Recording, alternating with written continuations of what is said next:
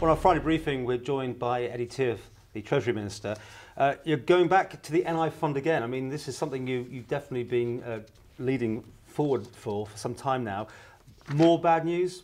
It looks like, according to your press release, the fund is going to empty even sooner than you'd last said to us about this. It's not necessarily bad news, but I would suggest for some it's a wake-up call. We've been aware of this for quite a long time. In 2008, when I was the Minister for the Department of Health and Social Security, myself and my colleagues went around the island for a series of public meetings, and we highlighted the issues at that time. And I went back and I had a look at the presentation that we've done, and what we said then has been confirmed now.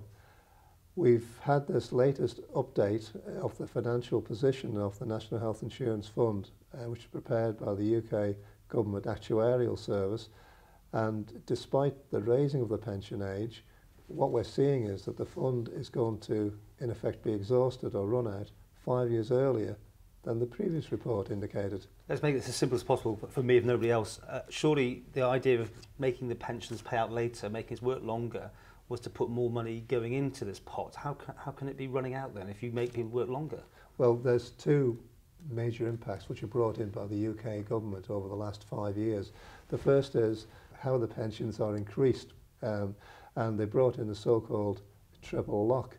So the pensions are increased by the minimum of 2.5% inflation or average earnings. So that means that the pensions will go up quicker than the previous projections indicated. The second adverse impact is that the number of years that a person has to work to qualify for the full pension has been reduced, in the case of a male, from 44 to 35. So, in effect, to cut to the chase, you'll be working less for a pension, which could well be greater. What can you do about it, first of all? And you know, you've had all the actuaries on this looking at it, and we are tied with the UK still on this, are we? So I mean, three questions in one there, but what do we do? We are tied to the UK through the reciprocal agreement, but what we are doing is we're undertaking major strands of research at the moment. There's been some controversy about that. We feel that ourselves that by planning for the future, we will deliver a sustainable National Health Insurance Fund for the succeeding generations. We're not planning for the next general election, we're planning for the next generation. You gave your views to the committee this week.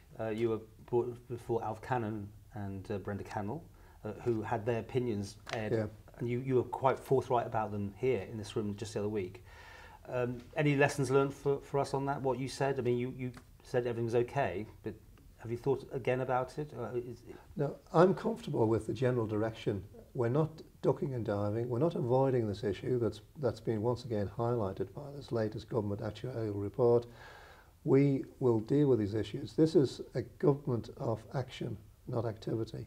I brought up many times about the Manx supplement for the pensions. I mean, yep. The Christmas one, but also there's this supplement, and you have continually indicated that you cannot continue with the system as it is. I mean, that's political speak, isn't it? I mean, I'm coming back to that again because you're going to have to break away, right, from the reciprocal agreement. Not necessarily. We do have a bit of flexibility within the overall terms of the agreement, but this major exercise, this work that's been undertaken at the moment, will spell out the options that we have, and it'd be wrong at the moment to speculate on what we might do to make the scheme sustainable in the long term. But back to your press release, 40 years, if nothing's done, the NI fund is empty. And we owe it to the future generations to make sure that that's not the case.